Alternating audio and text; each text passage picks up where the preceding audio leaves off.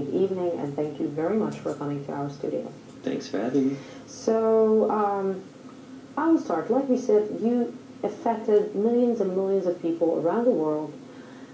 Why is it so effective here in Israel? How come that it's catching in Israel? I'm not clearly sure why, but the only thing that I can figure out is that over the years, as I've talked to tens of thousands of people, I've noticed that people who have been oppressed, Jews, Hispanics, women, blacks, they always respond better to this revolution that I'm involved in because they understand oppression. They've been through it. They know what it's like to be treated like nothing, like their lives don't matter. So that's what I think is going on here. Jews have been an oppressed people for thousands of years. We understand oppression, and we're supposed to not support it. So I'm just pointing this out to everybody because people don't realize how much they're harming animals in their daily lives. So as I point out, the steak, the hamburger, the chicken sandwich that you're eating, the schnitzel, okay, these pieces of meat came off the bodies of living animals who didn't want to be murdered, who didn't want to suffer and die, who didn't want to be tormented.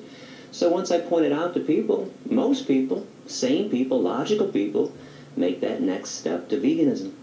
You know, for the last few days or for the last few months, I see a lot of demonstrations in Tel Aviv of people demonstrating against the murder of, and slaughtering animals and eating animals. And but I pass by and I look at their shoes, and they have leather shoes.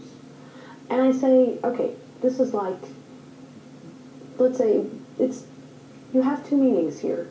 It's like you have this, I'm not eating, but I am wearing. Are they aware?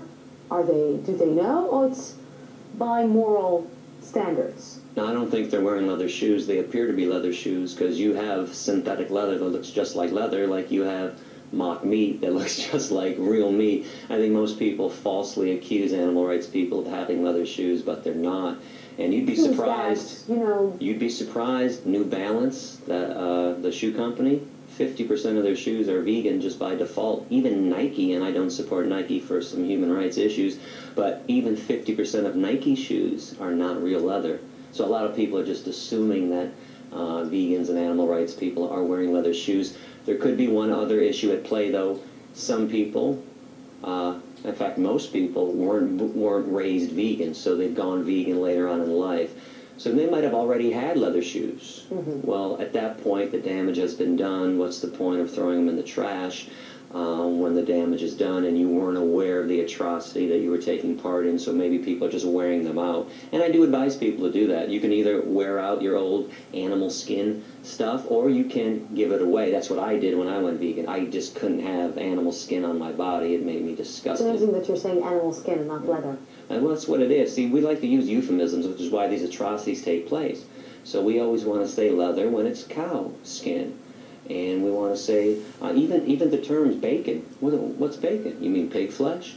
So once you start thinking about what we're wearing and what we're eating, again, this is why I say sane people will make a choice towards veganism.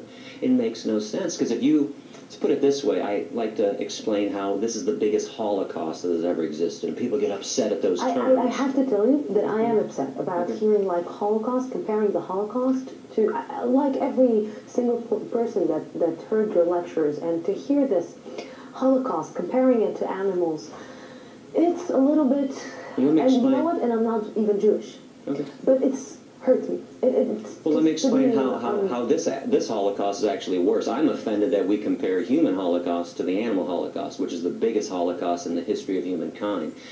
If you went to the nearest cow or chicken slaughterhouse and removed the animals and replaced them with Jews, you have now recreated Auschwitz. There's no difference. You have a building that exists to dismantle, to torment, to torture, and murder innocent beings. Let's play a time game, a time warp game. Let's go back 60, 70 years. You go back to Auschwitz or you go back to Birkenau, you remove the Jews and replace them with cows and chickens. You still have a Holocaust taking place. In fact, we learned how to kill Jews in the Holocaust. The Nazis did because they studied what the meat industry was doing. We've learned how to torture and kill each other because we practiced on the animals first. But animals are eating animals, you know? Some animals. And